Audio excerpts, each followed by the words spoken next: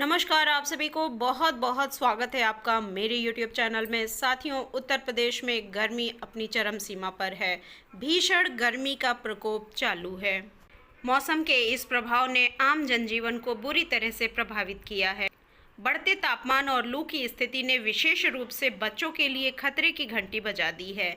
ऐसे में परिषदीय विद्यालयों में पढ़ने वाले छोटे बच्चों के लिए 16 जून से स्कूल खोलने का निर्णय उनके स्वास्थ्य के लिए जोखिम भरा साबित हो सकता है।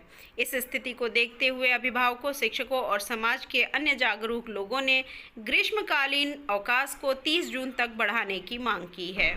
साथियों, शिक्षकों की व अन्य संवेदनशील व्यक्तियों की यह मांग बिल्कुल ही जायज़ है, क्योंकि इतनी गर्मी में बच्चों को विद्यालय तक लेके जाना बहुत ही कठिन कार्य होगा।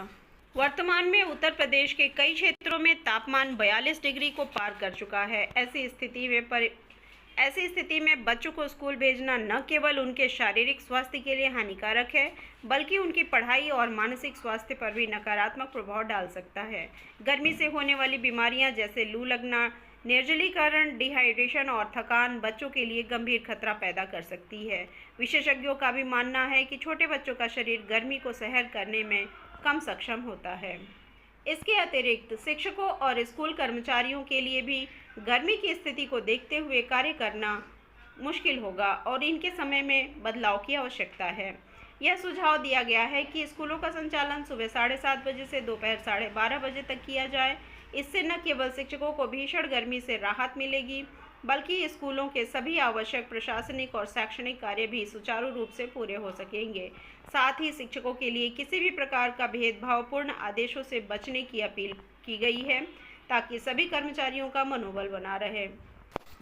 हम माननीय मुख्यमंत्री जी से, बेसिक शिक्षा मंत्री जी से अनुरोध करते हैं कि बच्चों और शिक्षकों के स्वास्थ्य को सर्वोपरि मानते हुए ग्रीष्मावकाश को 30 जून तक बढ़ाने का निर्णय लिया जाए। साथ ही स्कूलों के संचालन के समय में बदलाव के लिए तत्काल आदेश भी जारी किए जाएं।